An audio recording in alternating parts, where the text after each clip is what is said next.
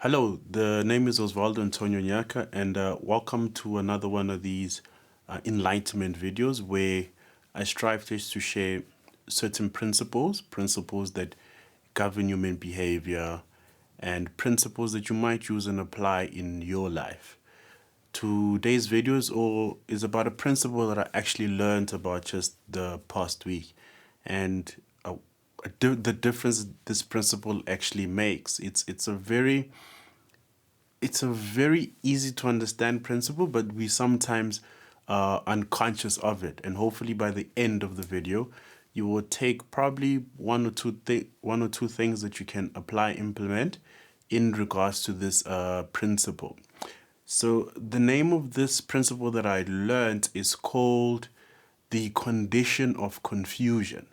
And the definition of condition of confusion is when you're in a state where you do not know what to do next, or you don't know what the next action step might take you to the next level of your experience.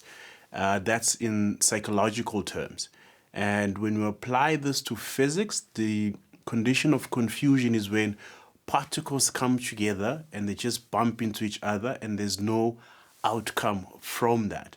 In business terms, it's when there are activities either from an individual or group of people that just come together, interact, and there is no final product from the interaction. So this principle actually applies in all dynamics of your life. And what leads to the condition of confusion? There are a number of things.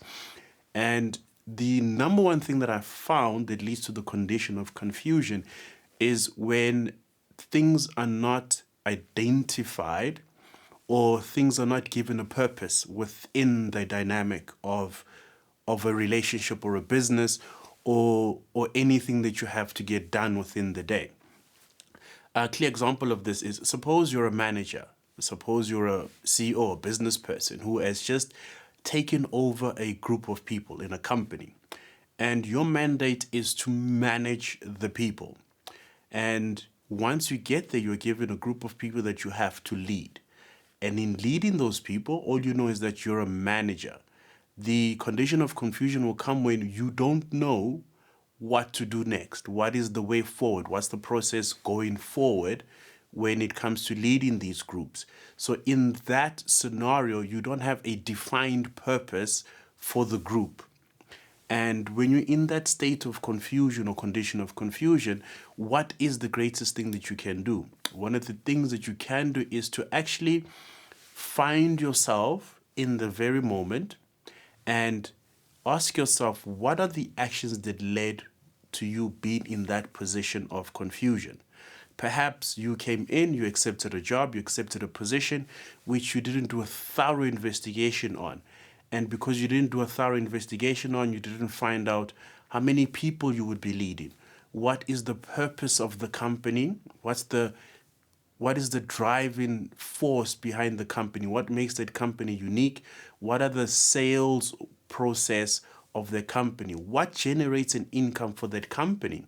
Or perhaps you also don't know what the product of the company is. But the moment you figure out how you got to that condition of confusion, you would have already actually figured out what to do next because you found the position that you're in. Think of it as if you're perhaps in a foreign country and you're lost. You don't know where you are. You're in a specific position in that country. The first thing that you need to do there is actually locate where you are. How did you get to that specific location? You perhaps would figure out that my hotel was 10 kilometers away, and walking from the hotel, I took perhaps 3 lefts, 5 rights. I went straight down the road, saw a building, and found myself in this point. It's the very same concept, but what you're doing here is you're actually writing down how I got to this position of being confused. How did I get to this specific point? And in being able to identify how you got to that condition of confusion, you would have actually also found a solution, because then you would then compare how you got to where you are to where you want to go. If perhaps the goal is now you'd want to create an efficient working system with the team that you're leading, you would then say, okay, how do I get from where I am to where I want to go? Where I want to go is having an efficient team that's working properly, and they are working towards making the company bigger. They are selling the products, they are delivering on the products, and they're putting together the products that makes this company productive and successful, or perhaps profitable. So by identifying where you want to go, then you then ask yourself, how do I go from this state to that state that I want to get in? Perhaps the first thing to do is bring together the team, have a team meeting, figure out who's who in the team. Who am I leading? What are the dynamics of the group? Who in the group is most efficient in it? What tasks are they most efficient in? And what is the actual production process? What is the production process from when they start in the morning to the end? What are the activities that go in to having that final product? By being able to identify that, then you're able to have a dynamic and a purpose for that group. The moment you're able to then tell yourself the purpose of this group is to get this specific outcome, or perhaps get this product outcome, you've defined what the group is about. Then after you define what the group is about, you then clarify and identify what your purpose is in the group. If your purpose is management, your contribution to the group is being able to ensure that everyone is participating in working most efficiently. So now you know what your contribution is to the group, and then you also got to ensure that the people that you're managing know what the dynamic of the group is. What is the purpose of the group to get this final product? And each one must then be able to identify what their contribution is to the group. By doing that, you create something which we know in nature is negative entropy. The opposite of that is entropy. And in science, it's defined as a breaking down of a system. So anything that is produced in the world or in the physical form always tends to go towards entropy. That means over time, all systems that are built go towards decay. And with negative entropy, what you're doing is you're putting order to that decay process. So by the time you're able to manage and put systems in place, you're putting order to that decay system. So now you go from a Monday to a Friday, everyone knows what their contribution is towards the team.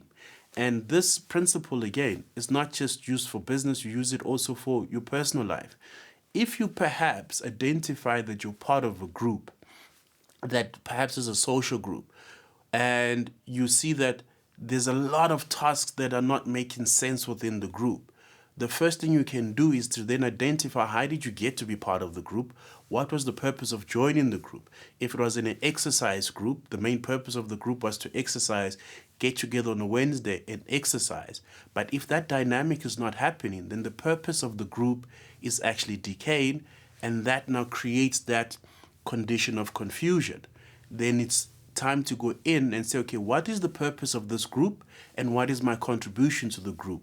And sometimes you find that the purpose of you and the group are not in alignment. And if any time something is not in alignment, you have to remember that you've got the faculty of control. And control is defined as something that you have the ability to start, change, or complete. And at any moment in time, something is not aligned to what your major purpose is, you then have the power to either stop it, change it, or complete it. When you change what you're doing, you actually are putting your energy into something else that's more aligned with what you're doing. And alignment, I always go back to this. Alignment is always linked to your hierarchy of values. The moment you're able to identify what your hierarchy of values are, you'd actually also see where you have this negative entropy. You will tend to have this negative entropy on the things that you value most, where you've got the highest order, and the lower down you go within your value structures, that's when you'll have the entropy, and that's where you'll actually have this higher state of conditions of confusion, because there is no purpose in the values that are lower in this hierarchy of your values. And the higher up you go, the less confused you become, because you see a purpose, you know how to plan around it, and you know that every single task that you're doing is directed towards fulfilling that purpose. So anytime you find yourself in this condition of confusion, ask yourself is, what is my major purpose? And I always tell people, if you want to find out what your major purpose is in life, is go in there and figure out what your hierarchy of values is.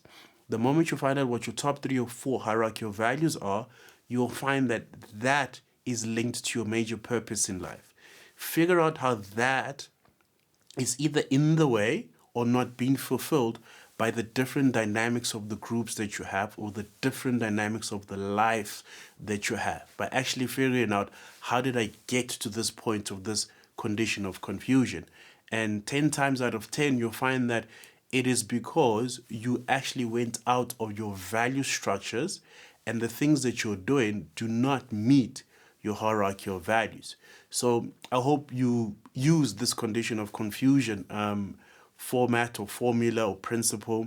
And remember that with anything that you do, you've got this control. And the control is the ability to start change or actually complete anything. And this is the power that you've been given.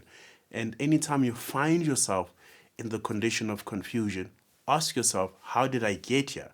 By asking yourself how I got here, you will see the pattern that actually got you to where you are. So you actually are seeing the product that got you to where you are.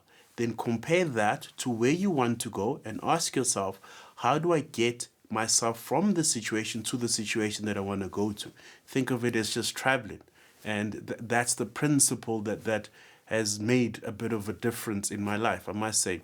It's one of those principles that you can apply in any area of your life. And remember that you do have the power and control to change any situation that you're in. And I just want to thank you, and we'll talk soon.